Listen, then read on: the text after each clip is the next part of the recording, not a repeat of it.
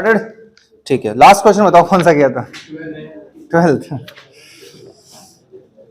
तो आप लोगों को पता है कि हम लोग जो भी क्वेश्चन कर रहे हैं वो, हाँ, जो भी क्वेश्चन कर रहे हैं हम लोग कौन से कर रहे हैं? प्रोबेबिलिटी के अंदर वो कर रहे हैं जो मैंने व्हाट्सएप पे शेयर किया था। ये वाली नई एक्सरसाइज आपके कोर्स में फिलहाल नहीं है, लेकिन इसके बिना काम चलेगा नहीं, इस वजह से सबसे पहले हम लोग इस एक्सरसाइज को कंप्लीट कर रहे हैं। तो आप देखिए सबसे पहले क्या है ये,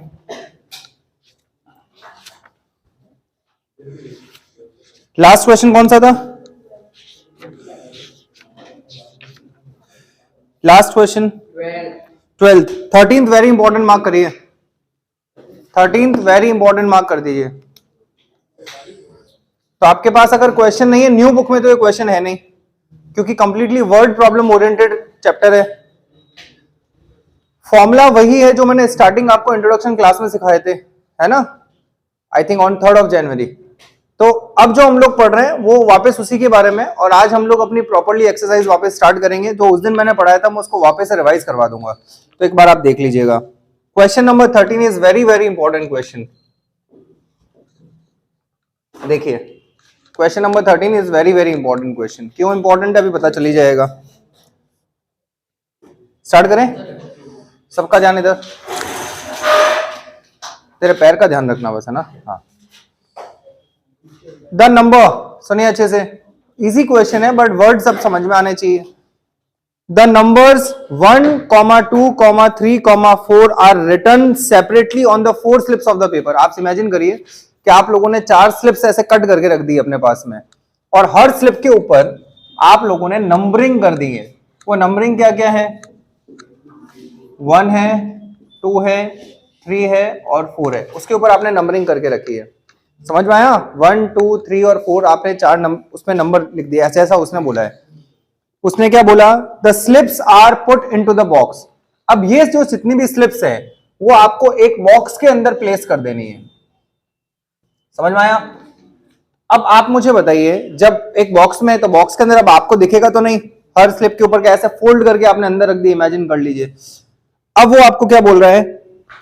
एंड मिक्स थॉरोली, आपने उसको मिक्स कर दिया।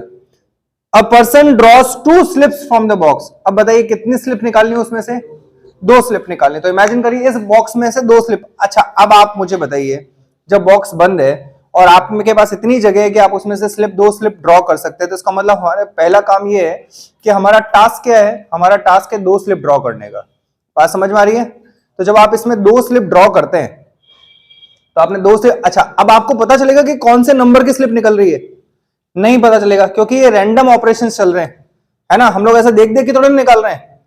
तो क्या बोला उसने? देखिए, a person draws 2 slips from the box, one after the other, without replacement. Yesterday I told you about the replacement and without replacement. क्या मतलब होता है बताइए? फर्स्ट, जैसे 2 का टास्क है ना, तो जो पहले स्लिप आपने ड्रॉ करी है, समझ में आया, तो जब आप दूसरी स्लिप ड्रॉ करेंगे तो पहले वाली स्लिप अंदर नहीं डालनी, इसको बोलते हैं विदाउट रिप्लेसमेंट। विद रिप्लेसमेंट का मतलब क्या होता है? वो अंदर डालनी है, फिर वापस मिक्स करना है थॉरोली और फिर निकाल लेना है। तो कल आपको बताओ हम लोगों ने कलर बॉल्स का निकाला था, 1 रेड और 3 आइडेंटिकल व्हाइट बॉल्स, उसका क्वेश्चन हम लोगों ने किया था। तो उसमें हम लोगों ने विदाउट रिप्लेसमेंट ही किया था। तो यहाँ पे भी हमें क्या करना है? विदाउट रिप्लेसमेंट करना है। अब वो आपसे क्या पूछ रहा है? वो आपसे पूछ रहा है describe the sample space for the experiment. आपको अब देखिए बड़ा सिंपल सा क्वेश्चन है, you can make it complicated. आप उसको ज्यादा डिफिकल्ट बना सकते हैं by not understanding the lines of the question, वो हो सकता है। लेकिन क्या होगा कि अगर आप इसको थोड़ा सा ढंग से देखेंगे तो आपको कहानी समझ में आ जाएगी इसमें एक्चुअल में करना क्या है। अभी आपको समझ में आ रहा है क्या? कितने स्लिप्स निकालनी है? आप मुझे बता सकते हैं what are the number of sample space? करके निकाल के बताइए। सैंपल स्पेस देखते हैं, है ना। अब वो बोले 12 आने चाहिए, तो अब चेक करते हैं 12 आ रहा है कि नहीं आ रहा। देखिए एक बार आप थोड़ा सा इमेजिन करिए उसको, वो स्लिप्स कौन कौन से। अच्छा मुझे बताइए, are you calculating the final result और the possible numbers of answers? आप पॉसिबल नंबर ऑफ आंसर्स ही तो निकालने हैं, तो क्या हो सकता है? अच्छा मुझे बताइए, कभी 1,1 आ सकता है क्या? पॉसिबल ही नहीं है ना। 1,1 इज नॉट पॉसिबल। तो आंसर आ सकता है 1,2 आ सकता है, 1,3 आ सकता है, 1,4 आ सकता है। सिमिलरली पहले 2 आ सकता है, बाद में 1 आ सकता है। 2 नहीं आ सकता ना, 2,3 आ सकता है, 2,4 आ सकता है। आगे 3,1, 3,2 और 3,4। लास्ट में 4,1, 4,2 और 4,3। तो total number of outcomes will be 12, ये इसका आंसर है। बड़ा सिंपल सा क्वेश्चन है। अच्छा मुझे बताइए, if I will make one change in this question that you can replace the, मतलब विथ रिप्लेसमेंट कर दूं मैं, तो इसमें 1 1 2 2 3 3 और 4 4 की स्लिप्स भी मिल जाएगी। ये 4 केसेस आपको इसमें मिल जाएंगे, इसके अलावा आपको कोई केसेस मिलने नहीं है। बताइए समझ में आया क्या?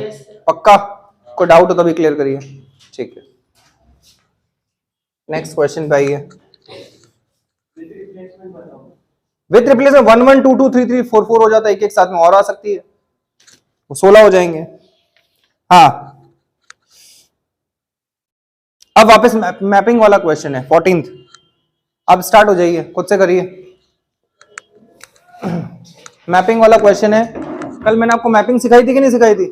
बस उस मैपिंग के हिसाब से अपना क्वेश्चन स्टार्ट कर दीजिए। हो गया?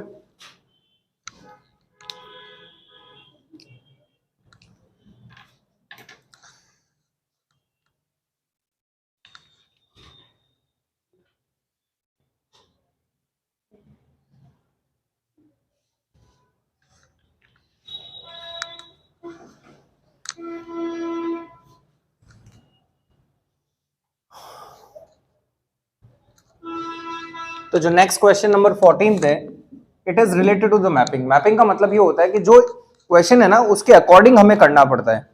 जैसे कि कल मैंने भी और उसके पहले भी जब मैंने आपको मैपिंग वाले क्वेश्चन बताए, तो क्या होता है, सबसे पहले हम लोग उसको मैप डिजाइन करते हैं।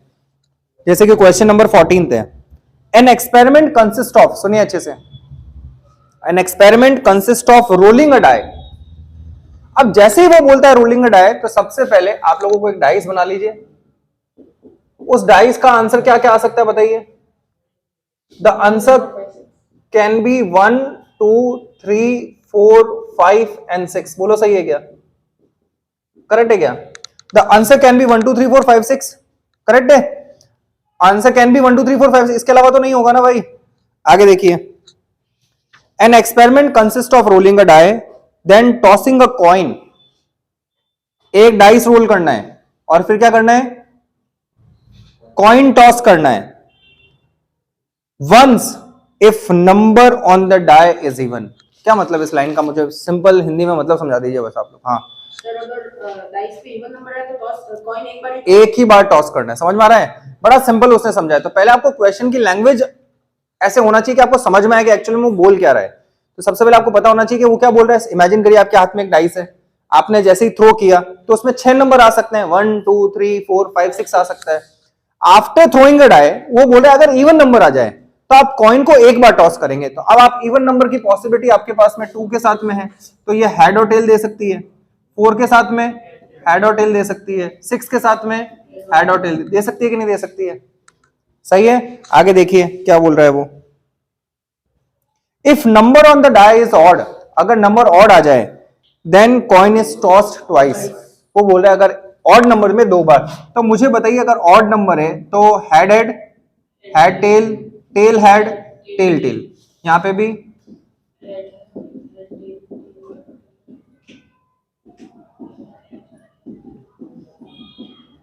तो आपके दिमाग में क्रिस्टल क्लियर होना चाहिए।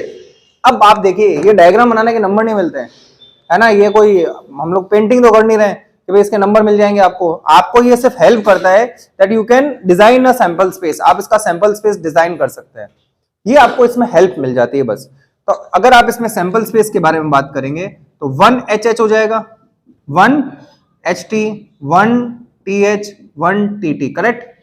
अच्छा 2 के साथ में क्या आएगा? 2H एंड 2T, करेक्ट है।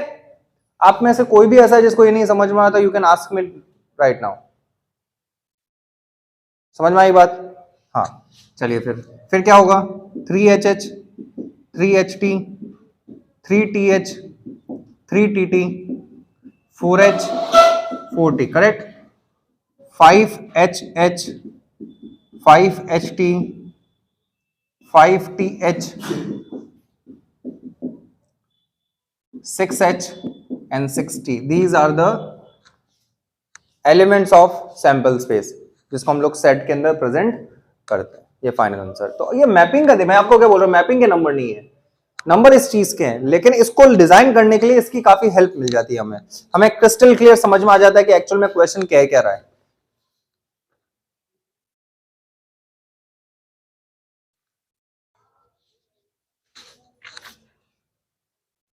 हाँ जी, ये किसने सही किया था? रेज हैंड जिसने कंप्लीट पूरा सही किया था। ओके, मैपिंग सही, ठीक है। फिर तो फिर सैंपल स्पेस में तो सीधा सीधा ही लिखना ही था बस डायरेक्ट, है ना? वो तो बस डायरेक्ट वैल्यूज आपको इंसर्ट करनी है, उसमें कुछ इतना बड़ा तो है ही नहीं।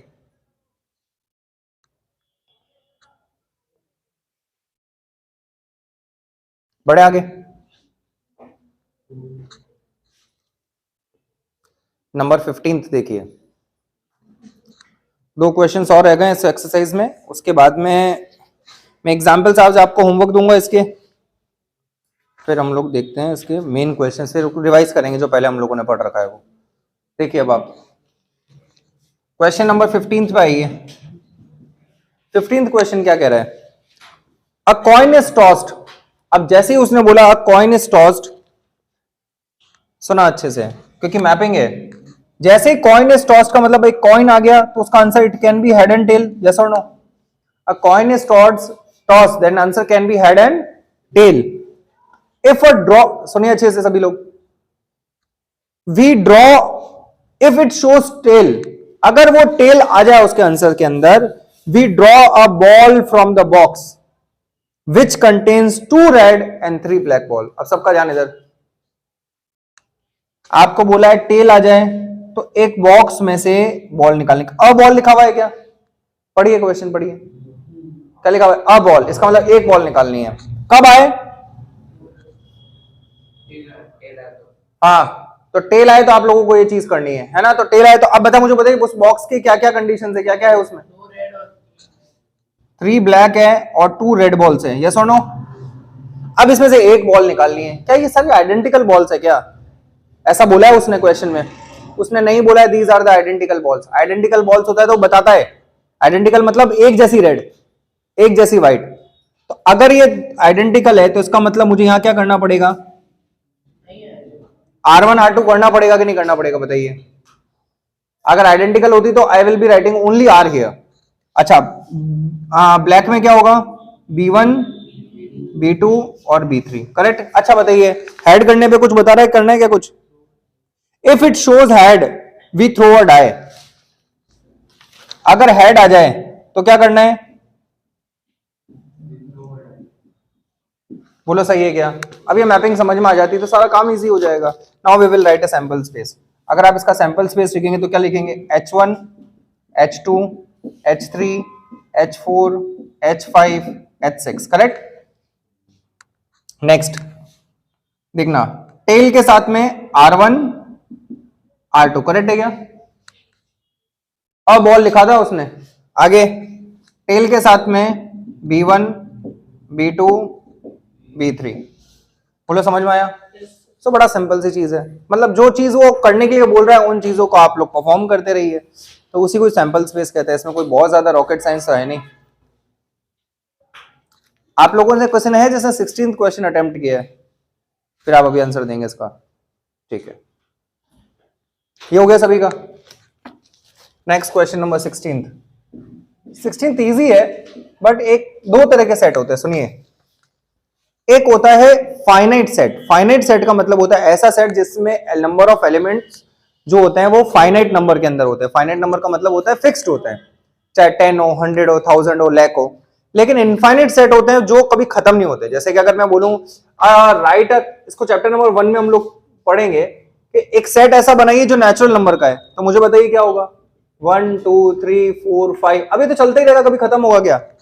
इसको इनफाइनाइट सेट बोलेंगे। अच्छा, एक बोलेंगे finite set a natural number less than 10, तो क्या होगा? 1 2 3 4 5 6 7 8 9, ये हो जाएगा लेस देन 10, तो इसको बोलेंगे फाइनाइट सेट बोलेंगे। और इसको क्या बोलेंगे? इनफाइनाइट सेट बोलेंगे, है ना? तो बड़ा सिंपल सी चीज है। अच्छा मुझे बताइए, सिंपल इवेंट और कंपाउंड इवेंट में डिफरेंस क्या है? If you know the answer then raise your hand. Simple event and compound event, we have discussed this topic in the beginning of this chapter. बताइए, आप बताइए। मोर देन वन रहता है ना? तो मतलब अगर सिर्फ एक आंसर हो तो उसको सिंपल इवेंट कहते हैं। A number that is set which is carrying more than one elements, तो उसको क्या बोलेंगे? कंपाउंड बोलेंगे। बहुत आसान है ये। अब देखिए 16th क्वेश्चन में क्या ऐसा है, हम लोग देखते हैं। अब आप सुनना अच्छे से। अ डाई इज थ्रोन रिपीटेडली, एक डाइस को आपको थ्रो करते रहना है अंटिल 6 कम्स अप, जब तक ये 6 ना आ जाए। समझ पा रहे हैं आप लोग? तो आपके लिए क्वेश्चन उसने ऐसा डिजाइन किया है कि अ डाई इज थ्रोन रिपीटेडली, एक डाइस को आपको कंटिन्यूसली थ्रो करते रहना है अंटिल 6 कम्स अप, जब तक कि उसमें 6 ना आ जाए। तो अब इसमें तो मामला ही बड़ा अलग हो जाएगा। कैसे? जैसे कि मान लीजिए किसी की किस्मत अच्छे है, पहली बार में 6 आ गए तो गेम ही खत्म हो गया। But is this the only possibility? नहीं है। ऐसा हो सकता है कि उसके फर्स्ट थ्रो में नहीं, सेकेंड थ्रो में। तो अगर सेकेंड थ्रो वो कब करेगा? जब फर्स्ट थ्रो में क्या आएगा? 1 आएगा, 2 आएगा, 3 आएगा, 4 आएगा, 5 आएगा। जैसे मैं आपको बोलूं कि भाई तू इसको, है ना, तेरे पास में डाइस है, उसको फेंकता रहे। ये कब तक फेंकूं? जब तक 6 ना आ जाए, फेंकता रहे। तो पहले वाले में 6 आ गया, तो एक तो सैंपल स्पेस हो गया कि पहले में ही 6 हो गया, गेम ही खत्म हो गया। लेकिन ऐसा हो सकता है आपके पहले वाले में ना आया हो, तो आपने पहले वाला फेंका तो 6 नहीं आया, तो कौन कौन सा डिजिट आ सकते हैं? 1 2 3 4 5 6। इसको बोलते हैं we are getting the 6 in the second throw. Second throw में 6 आ जाए तो क्या 1 आएगा जरूरी है? और क्या आ सकता है? 2 भी आ सकता है। और क्या आ सकता है? 3। तो इसका मतलब 1,6, 2,6, 3,6, 4,6, 5, क्या 6,6 लिखोगे क्या? क्यों? जब 6 आ जाएगा तो दूसरी बार थ्रो क्यों करोगे? तो गेम वही खत्म हो जाएगा। ये तो हो गया कौन सा वाले थ्रो के बारे में। पर ऐसा जरूरी है सेकंड थ्रो में कोई जीत जाए? क्या हो जाएगा? थर्ड में भी हो सकता है। तो जब थर्ड में होगा तो बताइए क्या होगा? 1 1 6, क्या 1 2 6, 1 3 6। अब ये कहानी चलती रहेगी। बोले सही है कि नहीं? हो सकता है फोर्थ थ्रो में हो सकता है कि आ ही नहीं, बैठा रहे पूरी जिंदगी भर, बैठा 6 आ ही नहीं रहा है। हो सकता है ना ऐसा किस्मत, पॉसिबिलिटी हो सकती है भाई। प्रोबेबिलिटी का क्या मतलब है? वो तो हो सकता है पूरा चलते ही रह रहा है, 6 नहीं आता। कई बार होता है ना, आप लोग जब गेम खेल रहे होते हैं तो किसी आदमी पूरी पूरी खत्म हो जाता है, लेकिन उसे वो खुलता ही नहीं है। ऐसे मैंने किस्मत वाले भी देखे हैं, बढ़िया वाले लोग। हाँ हाँ, बात समझ में आई आपको? तो क्वेश्चन बड़ा सिंपल सा है, अंटिल 6 कम्स अप तब हो जाए। अब मुझे बताइए ये फाइनाइट सेट है इनफाइनाइट सेट है? इनफाइनाइट सेट है। अच्छा मुझे बताइए, अगर मैं आपको ये बोलूं कि सेकंड थ्रो में 6 आना चाहिए, तो आंसर कहां पे रुक जाएगा? ये वाली लाइन ही आएगी फिर, सेकंड थ्रो में 6 आ जाए बस। समझ में आ गई बात आपको? अच्छा, अगर मैं ये बोलूं सेकंड थ्रो में 6 आना चाहिए, तो इसका मतलब ये फाइनाइट होगा या इनफाइनाइट? फिर फाइनाइट। तो बड़ा सिंपल सा कॉन्सेप्ट है, उसको आप कॉम्प्लिकेटेड बना सकते हैं। कैसे? नहीं पढ़ाई करके, है ना? नोट करिए इसे।